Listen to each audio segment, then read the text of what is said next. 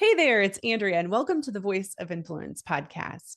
Today, I have with me Kyle McDowell, who is a former Fortune 10 executive turned inspirational speaker, best-selling author, and leadership coach. His Wall Street Journal and USA Today bestseller, Begin with We, delves into root causes of business dysfunction, offering a remedy through the 10 We's framework. Rather than outsourcing solutions or ignoring cultural challenges, McDowell elevates leaders and sparks massive change within organizations by adopting a mindset that prioritizes we over I, you, or me. Kyle, welcome to the Voice of Influence podcast. I'm looking forward to talking about your book today. Well, Andrea, thank you for having me. It's really great to be here. I was fortunate enough to search around on your channel earlier this morning, and I am really looking forward to today's talk. So thank you for having me. Yeah, well, this is a great book. And you start out Thank you. the book with this origin story of how you came to write the We Principles.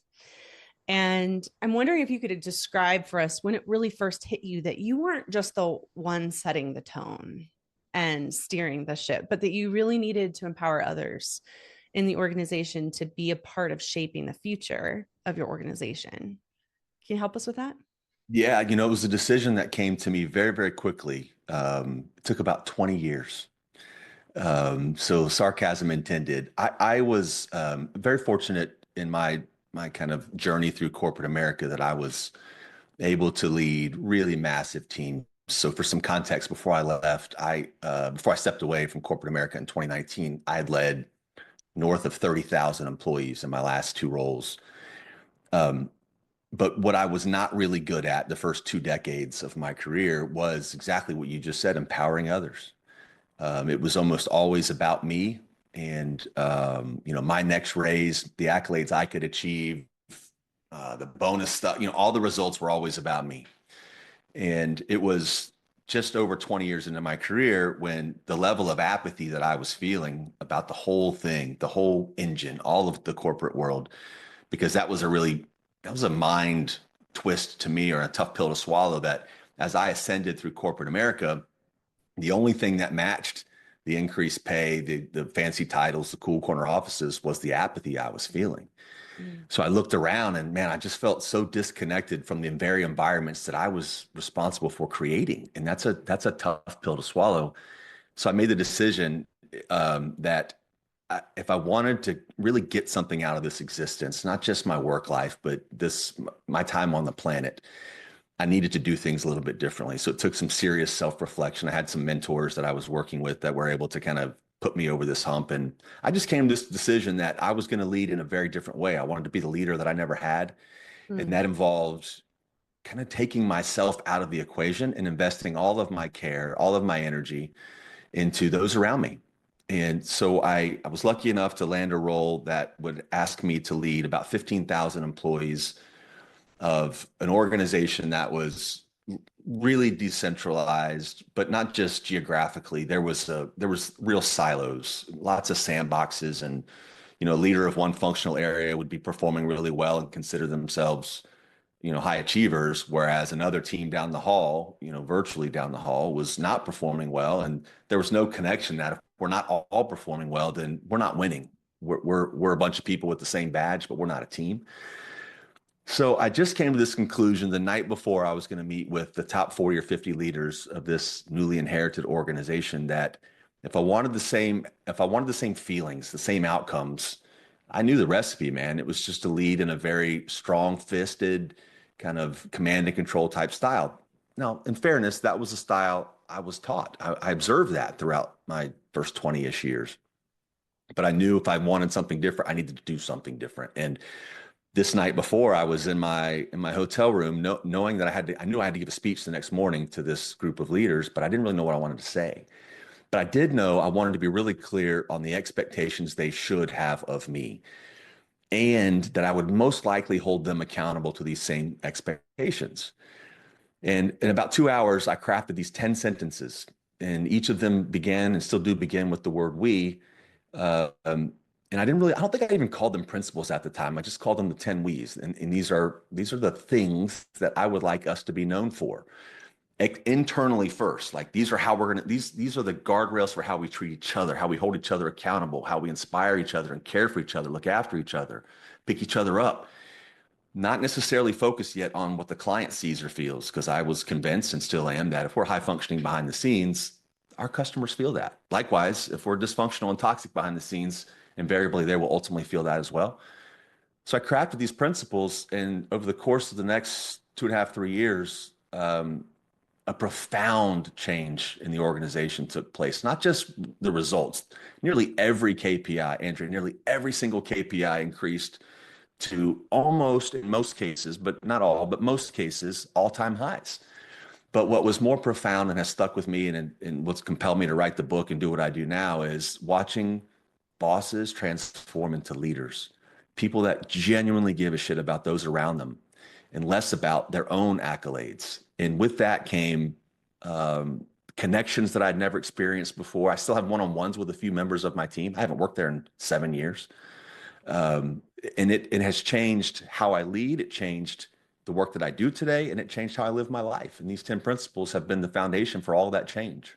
Do you think that when you first wrote these sentences down, you realized that was this like the goal was a practical, like, I need to get something more out of the team than what I've imagined or seen in the past? Or was it also like, this is how I want to be and who I want to be? Do you see what I'm saying? Like there's like an identity thing, and then there's like a practical, like, this is just the way that it works. It works better like this. What was going on in your mind at that point? Great question. I knew, so as I sat down that evening, it was probably about midnight that I started. I remember I still had that day's suit on. I'm in this really not very nice hotel. And what went through my mind to start this process was, okay, dude, think of the things, the scenarios, the behaviors that you've witnessed in the bosses that you've been associated with throughout the last 20 years. And think of how they made you feel. Did they make you feel valuable? Did they make you feel as if you were adding value? Did you feel part of a team, or did you feel like you were a possession, a member of someone's team? This is my team. And then I'd kind of contrasted that with the much fewer in terms of volume, but the number of experiences where my leader left me feeling whole and left me feeling as if I was part of something bigger than myself, and that my contributions mattered, and that I was important to the overall structure of what we were trying to do. And through that, one example is we challenge each other. We, number 8, is we challenge each other. Throughout most of my career, I was not allowed to challenge, certainly wasn't obligated to challenge my boss. It was always, take this direction and run with it. I led the same way. I didn't encourage a lot of challenge and pushback and dissent from my teams. Mm-hmm. What I knew was important was establishing tangible, viewable, easily understood parameters. Like at the time, I said, these are the guardrails. These are the kind of rules of engagement, how we will treat one another. And I wasn't adamant about the client yet, because as I mentioned, if we're holding our own behind the curtain and we're taking care of each other behind the curtain, the customer will feel that. So it was about establishing expectations. A good mentor of mine, a guy named Harry Kramer, former CEO of Baxter International, bestselling author. He's a professor at Kellogg now. He's the one that just kind of hammered into me, expectations are everything. So if you want people to behave if you want them to do a certain job, there's an expectation, you train them. But if you want them to behave a certain way and be a team member, a high functioning team member, we have to set those same expectations. And it occurred to me that evening, most organizations do a pretty good job onboarding people to say, here are the X's and O's, the policies and procedures, the SOPs for how you do your job. I think most companies do an okay job at that, some better than others. But where I think almost every organization falls short is failing to set the example and the standard for how we behave.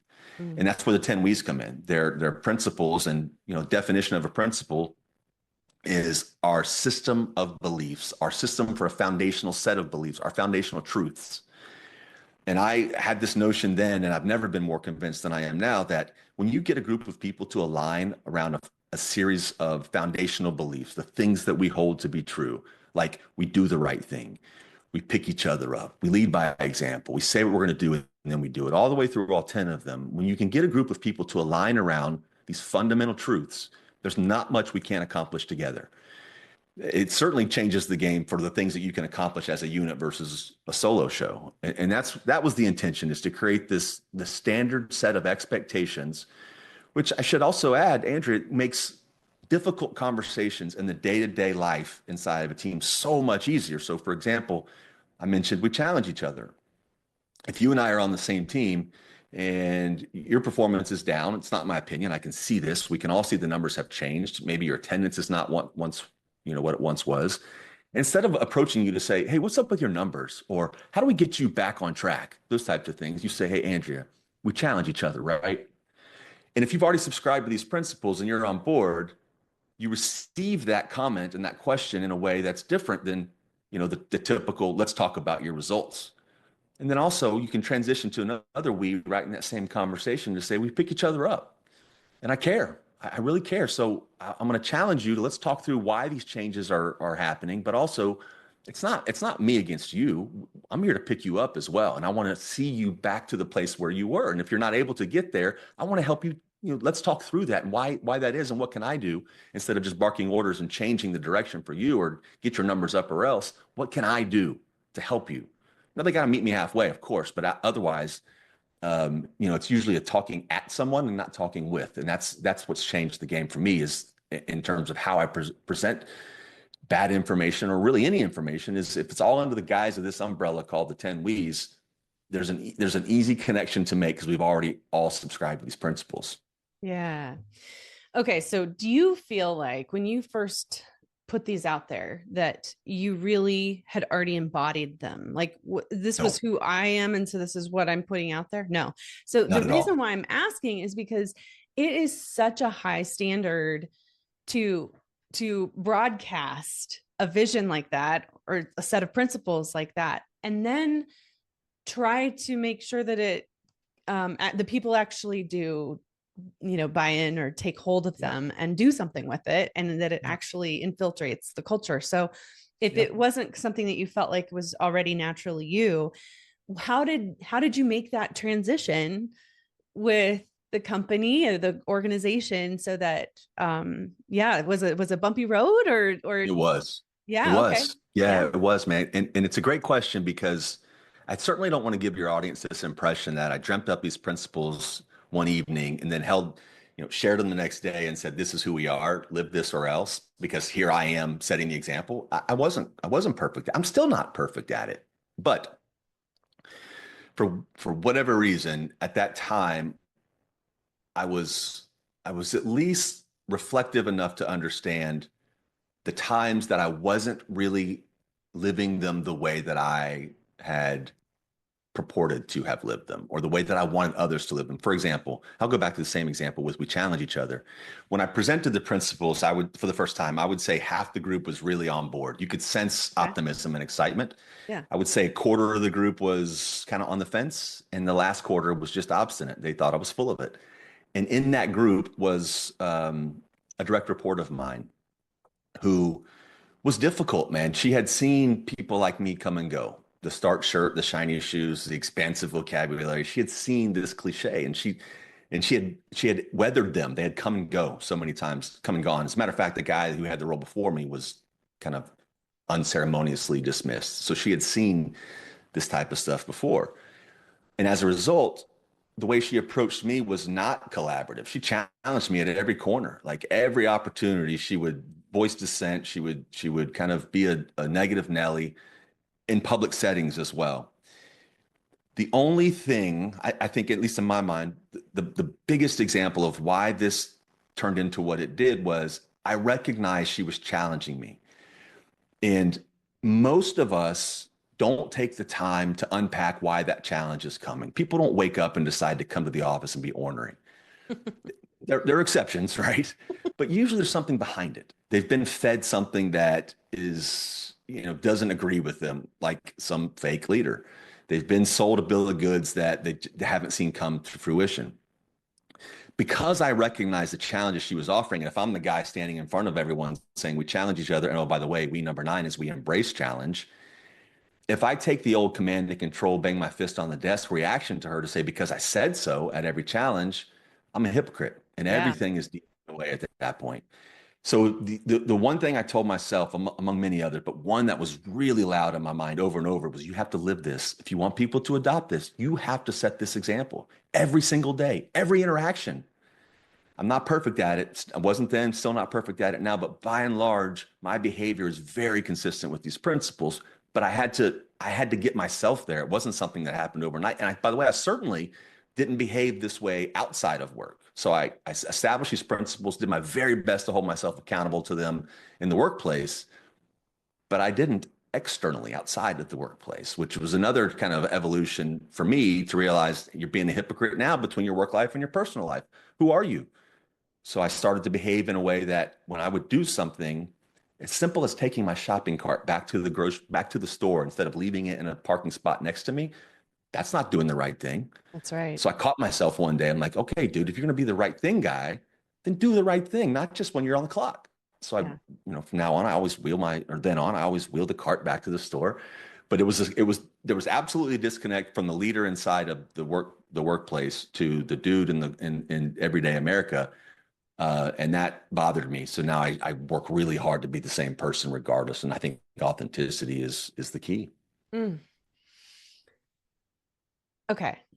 So people eventually got on board. What happened with this woman that was frustrated and challenging and all that? What happened?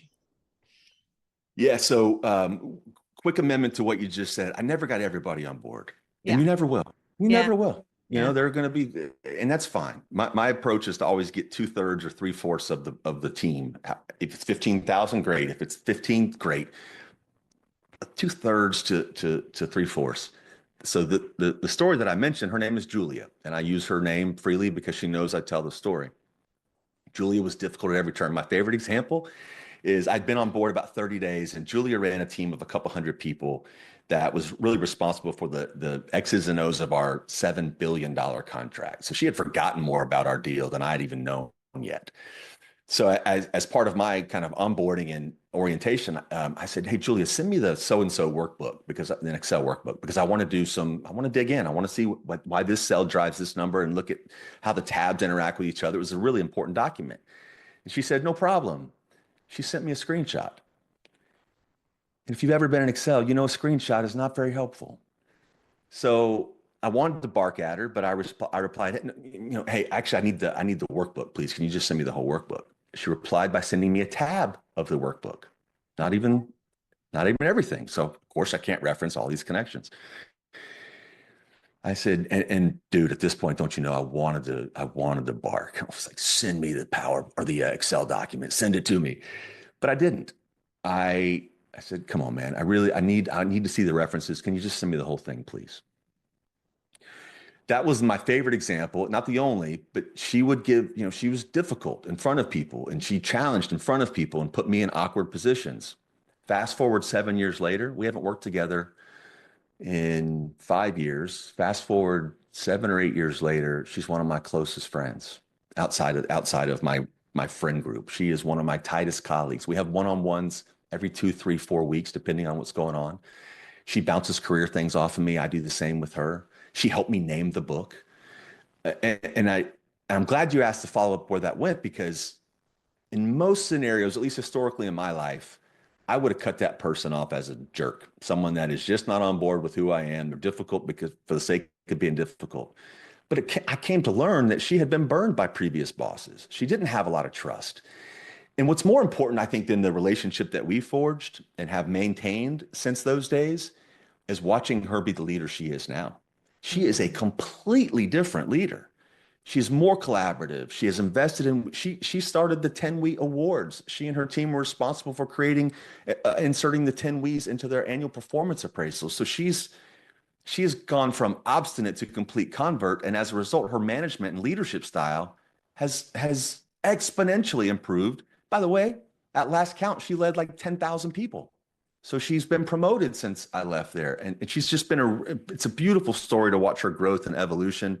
And I think it all started because she had been burned in the past, and someone actually took the time to prove that there is a better way. And that's essentially all I do now is try to get folks to understand and believe that there is a better way. Not just, you don't have to exist inside a corporate in the corporate world. You can actually thrive, but it does require some change for most of us. I really appreciate you sharing that story. I just feel like when somebody is resisting at that level, it can feel like they are enemy number one because it feels escalated. You know, they're not just doing what you've asked. It's not simple. But yet it's the person who feels like they already have agency, that they already make a difference, and that they're willing to speak up, that once they realize that they're actually on your team, then they become Well just said. exponentially more powerful Well said. inside of that. Yeah. Yeah, their impact increases almost immediately. You know, I just, again, I don't think many people come to work to be a saboteur. They don't come to Right. work to be ornery and do a bad job. Yep. They have learned that behavior keeps them safe. You Yes. know, don't have an opinion, keep your head down, don't challenge anybody. And when you do get challenged, you know, don't necessarily be open to it. Push back because you've seen what that can do to others. And we're a product of our environment. So until somebody steps up and says, I'm here to change the environment, that behavior will persist. Mm-hmm. Okay. Um, you have you've said something about like the workplace is plagued with apathy and uncertainty. Yeah. What do you believe has caused that? Um, let's just start there. Yeah, I think there's this, I know there's this cycle that happens inside of most organizations, especially bigger ones, but certainly within, you know, mid-sized companies as well is, well, so let's do a real life scenario. So you and I, let's pretend we're on the same team and you and I agree on just about everything, but there's one thing we really agree on, and that our boss is a jerk. They don't get us. I can't relate to them. They can't relate to me. I told them I had a sick kid. And they said, I'll still see you at 8 a.m. tomorrow. Like they're the classic, you know, kind of command and control old school boss, not a leader, but a boss. You and I agree. We're not fans of this person. Well, someone's a fan because this person just got promoted. They're taking their boss's role, and now they're tasked with hiring their own replacement. You and I, we feel like we're both capable and ready to take the next step. We want to make a little more money. We want to have a greater impact. We raise our hand and we apply for the role. We go through this whole interview process. And almost, I would say 99% of the time that this scenario unfolds, you and I, during the interview process, and if we're lucky enough to get the job, we're most likely going to mirror those same behaviors and those characteristics and the leadership traits that we loathed. Why? Because we're trying to endear ourselves to this person who's responsible for changing our income. They're responsible for giving us an opportunity. And the best way to endear ourselves to them is to kind of mirror their behavior because we've seen them do it to their boss. So what happens is, you know, you get the job and you start to perpetuate the exact same things that you and I were complaining about 2 days before at lunch. So this cycle happens over and over and over again because we want to make ourselves appear valuable and indebted to the person or group of people that put us in the role. So we're most likely going to mirror these toxic behaviors that have been around for decades, if not centuries. The problem with that is, especially now, is the workforce has changed. The workforce has more options than ever. We have higher expectations of our leaders, and we want to be valued and add value in ways that I don't think many of us considered or thought about much back in certainly pre-pandemic days, but you know, probably decades prior to that. Forever, the company makes the rules. You either play by our rules or you don't. And I think those days are long gone. Yep. So while this cycle continues to perpetuate, we endear ourselves to the person who we're following until there's this group of yes men and women that are just doing and saying what they think the person above them expects them to do or say. Kill the innovation, cue the mediocrity, the apathy that comes from that. Why would I care to do more and take on more and be myself, my best self, and bring the best results that I can bring and have the greatest impact that I'm capable of bringing if you want me to be a clone of you? It doesn't work. It certainly doesn't work. So the apathy becomes so strong, and I know this because I lived with it, so much so that I realized I just need to put my head down, not have an opinion, work as hard as I can, go home and disconnect from all of that, and then I'd do it all over again tomorrow, to the point where it cost me a marriage. My health was really not in a good place, physical and mental. So why would you want to buck the system, disagree, push back, challenge, even if you know the challenge will result in a better customer or employee experience? Why would you, if you know it's going to be met with resistance because it didn't come from the person who's in charge? So this apathy, I think, is a product of all of us just saying, well, when I entered the workforce, I cared a lot. I wanted to have an impact. I was really passionate and optimistic about this journey that I was about to, take on. But we're conditioned to say your opinion doesn't really matter as much as you think it does. Yep. And you're not necessarily the person of influence in this organization that you think you are until I tell you you are. So why risk anything at that point? Just follow the lead, keep your head down. And I think that's why apathy is what it is. At least it was in my case. And I've seen it now countless times with my clients. Yes. What do you think though? I mean, we met on the street and you said, "Hey dude, how's your work life?" And I say, "I'm apathetic as hell." What's your diagnosis? Why do you think this happens? Yeah, pretty much everything that you just said Mm. resonates with me deeply. I have this little diagram of agency and alignment. So personal agency, feeling like you really matter and that your Yeah. voice actually does matter. Everything you were just saying, right? And that's what that I find to be more difficult to get people to improve than aligning with what the what the leader is trying to achieve or aligning with the organizational direction. Hmm. So to me, when you suppress that personal sense of agency that I matter, and then people begin to believe that about themselves, that they Hmm. don't matter, then it becomes really, really difficult to care at all. And yeah, totally. It's that disengaged or I don't matter and I agree with you is more Hmm. complacent. It's that yes men kind of a situation that you were talking about. So yeah, we're just like I'm like tracking with everything that you're saying. I'm like, yes, you're saying it so well. Oh, thank you. Have you found yourself in that apathetic situation throughout your career at any point? Oh yeah. I Yeah. think right. I think we pop all over the place probably, but yeah, when you feel like you don't matter, Yeah. it just doesn't feel like you like, okay, I clock in, clock out, let's be done. Yeah. Many of us are okay with that. It's kind of like my There work are is my times when you work. just go with it. You just Yeah. go with it. You know what Yeah. changed my philosophy on just go with it among the principles, in addition to the principles? We'll work 100,000 hours of our lifetime. On average, we'll spend about 100,000 hours at this thing called work. The only thing you'll do more is sleep. Mm-hmm. So if you've resigned yourself to, work is work. I have a commitment, I have commitments, I got bills to pay. I need to go to work to make sure that my family's fed and all those things, obviously very, very important things, but not an inch more is it going to get of me. And I'm not going to care because it's just a means to an end. By the way, if that's you or anyone in your audience, I respect that. I totally get it. The path of least resistance on this topic is not a bad thing. But at least for me, when I recognize I'm going to spend 100,000 hours on the clock, the only thing I'll do more is sleep. It occurred to me, if I want to have an impact on this planet, what a great place to start is work, because I'm not going to be anywhere else Exactly. anymore with my eyes open. So this notion that, I'm going to separate myself from work, just clock in, keep my head down.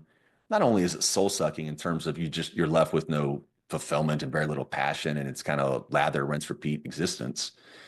You are shortchanging your opportunity to have an impact on countless individuals. And sometimes I get a little eye roll or side eye when I say things like that. It's like, well, I'm a barista. How do I have an impact and find fulfillment as a barista? You interact with probably 100+ people a day. You have an opportunity to brighten someone's day, and then and we would hope that they do the same thing with the next person they interact with.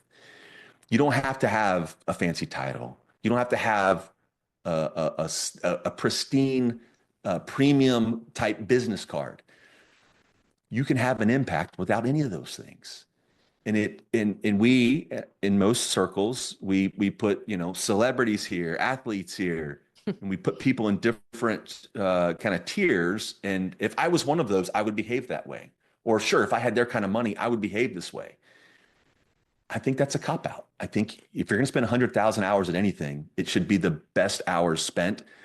Because as you alluded to a moment ago, if we're inside of an environment that is soul sucking, it's almost impossible to to to how should I say it, to disembark from that and then be a high functioning happy person in the rest of your life. There's no way it doesn't bleed in.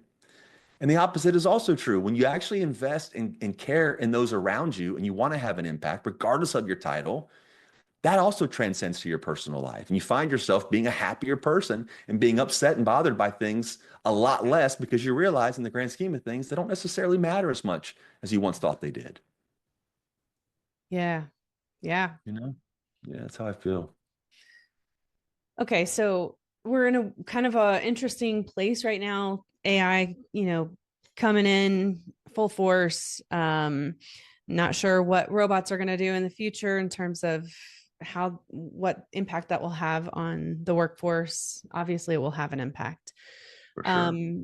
Leaders are looking at things like tariffs, global instability, and saying, maybe what do we do?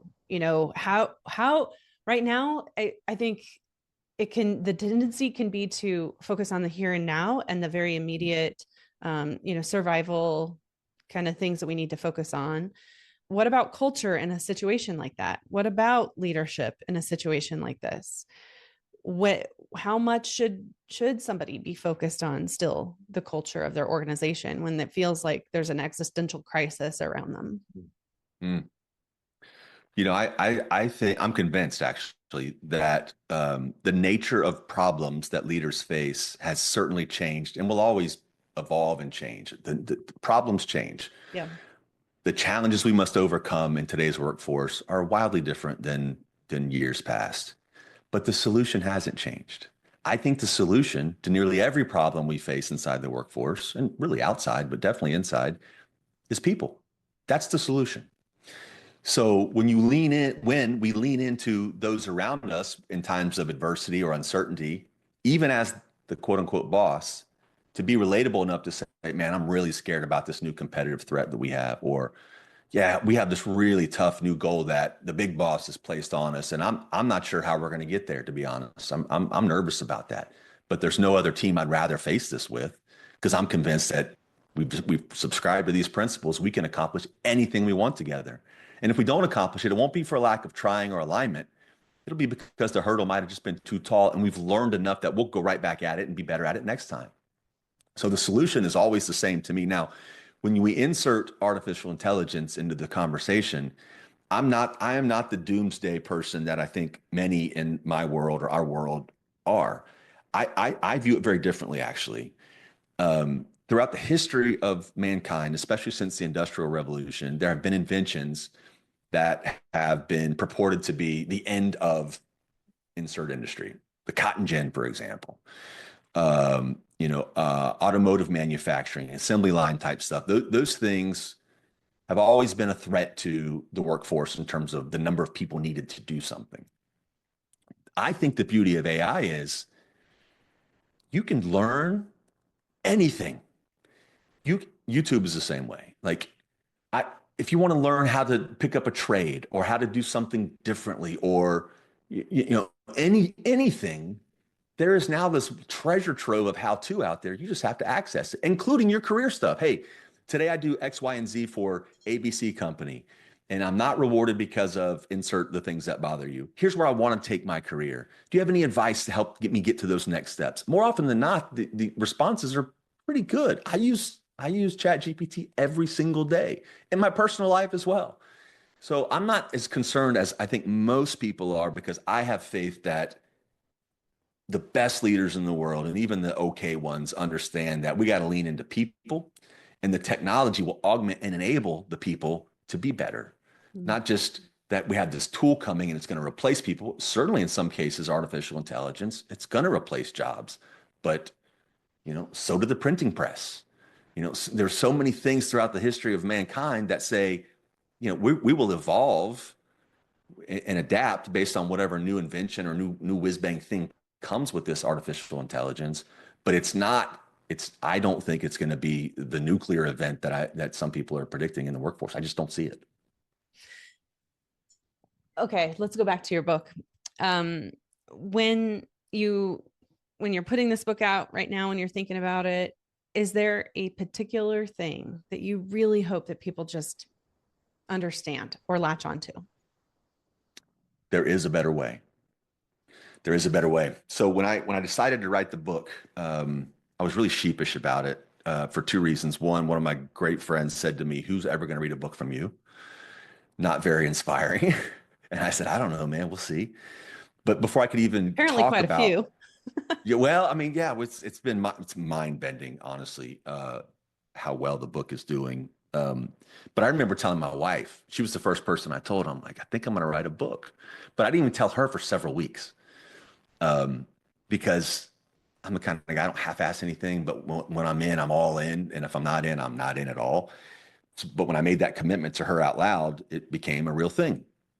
The the message then, it has always been, there is a better way. Because before I started to write the book, I went through this thought process of like, I don't like what I'm doing for a living. The people that I thought respected me actually only fear me.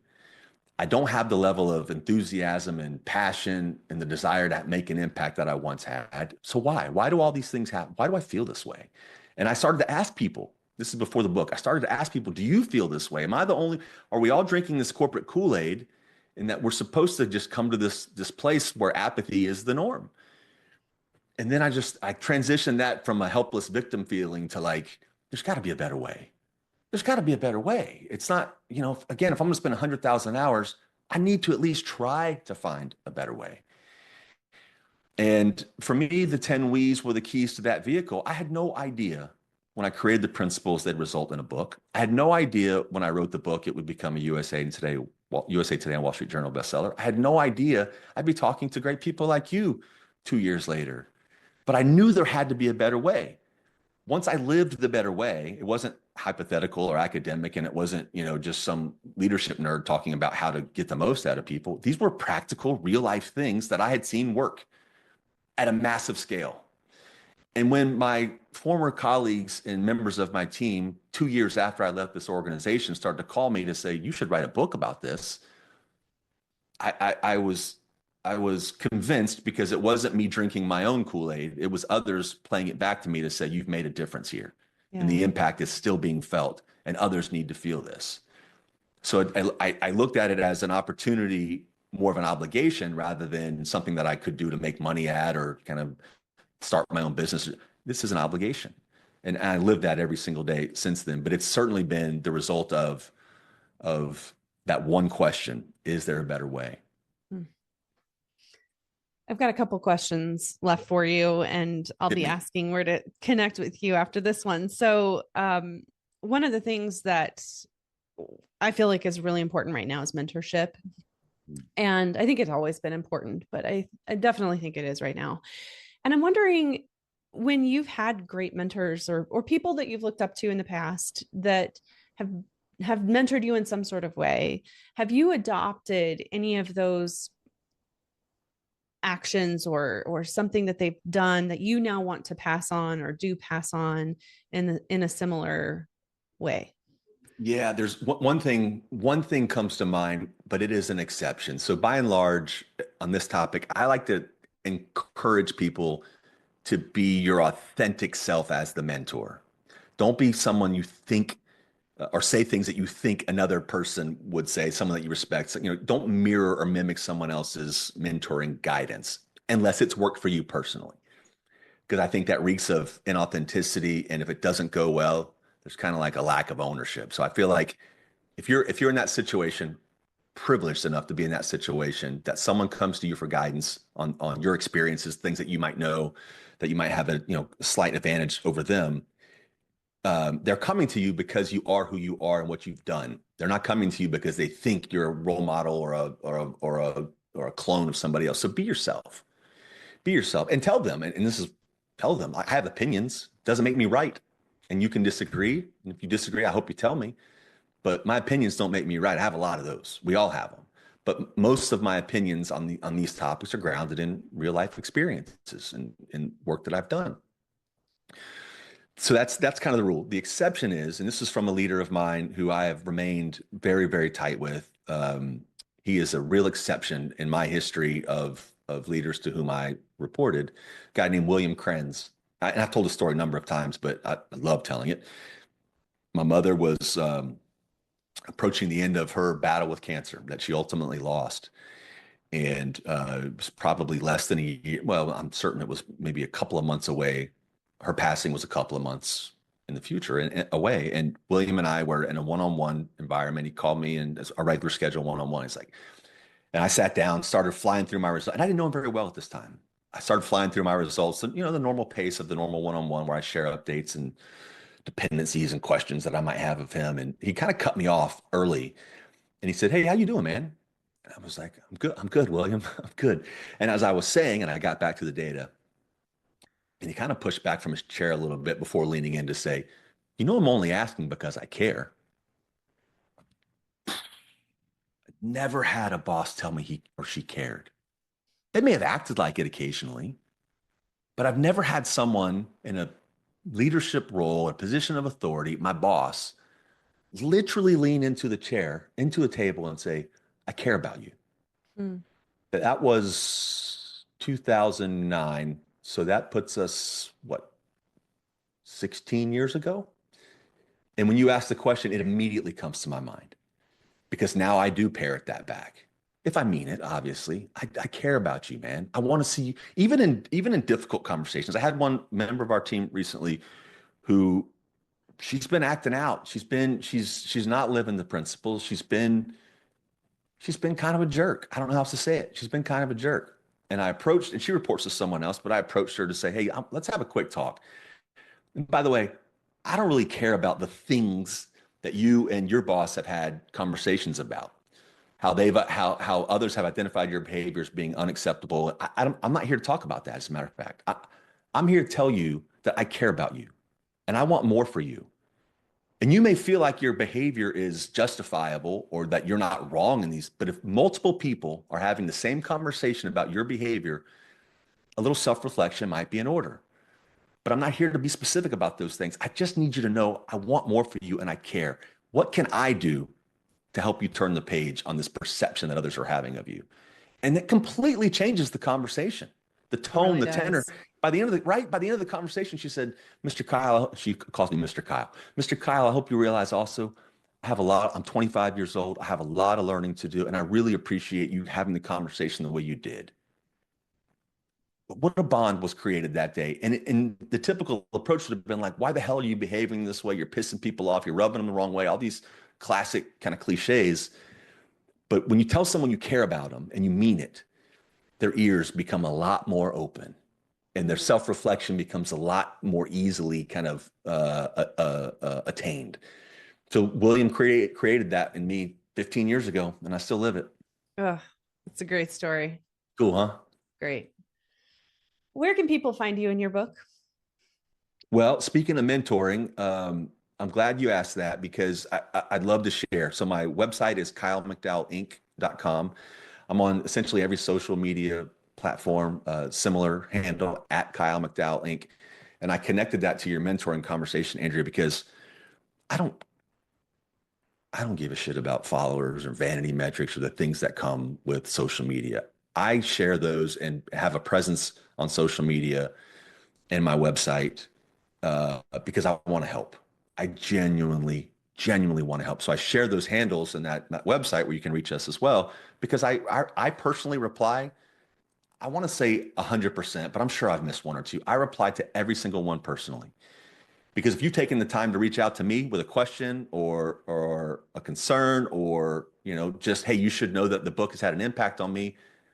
What kind of jerk doesn't reply to that and say thank you, if nothing else? So those are the channels. The book, Begin With We, 10 Principles for Building and Sustaining a Culture of Excellence, is available wherever books are sold.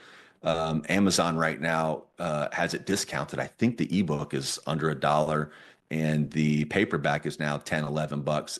They discounted it. And it's, I think most people get their books there, but also there's an audiobook as well. If you want to listen to me for 7 more hours, feel free. There you go. So that's an option as well. But I'm grateful for the opportunity to share those avenues of contact, and I hope members of your audience take me up on it. Yeah, and we'll link to them in the show notes as well. All right, my last question is, if you could offer one challenge to someone who wants to help shape the future, what would it be? Oh man, what a great question. Not advice, but challenge, which makes the question really, really, I think, more powerful. My challenge would be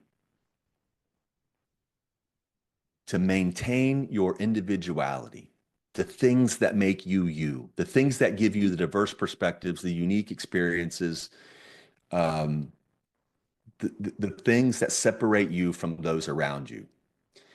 And I'm adamant about this because, and I kind of alluded to it earlier, is that we get in this machine called the corporate world, and we start to morph into someone that we think we're supposed to be instead of the person we really are. And I think when we do that, we mute and filter our best ideas and who we really are, making it hard to be exceptional because we're just average like everybody else. We're the same person. We're a clone of the person down the hall or the person that I want to replace one day.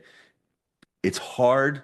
You will be encouraged subliminally, if not directly, to get in line, dress a certain way, speak a certain way. Gosh, we even have a different vocabulary in the workplace than we do outside of the workplace. Unless you go home and ask your significant other how they do on their deliverables that day, we don't even talk the same. So that's my challenge: is maintain your individuality. Don't be a cowboy in that, people can't relate to you and connect with you because there is a level of decorum, right? I can't show up in, tank top and shorts to a business meeting, right? I still have to kind of play the role, but my individuality, who I am between the ears, behind the chest, that should never be in question of who you are. And that's the challenge to others, because the world will try to convince you to be something that you're not because it feels right and you're seeing it elsewhere. But the true individuality that you can bring is what will separate you and take you to places that you probably didn't think were possible. Thanks for bringing your message to our podcast today, Kyle. It's been great. Dude, thank you for giving me the opportunity. I appreciate it more than you know. I'm very grateful. Thank you.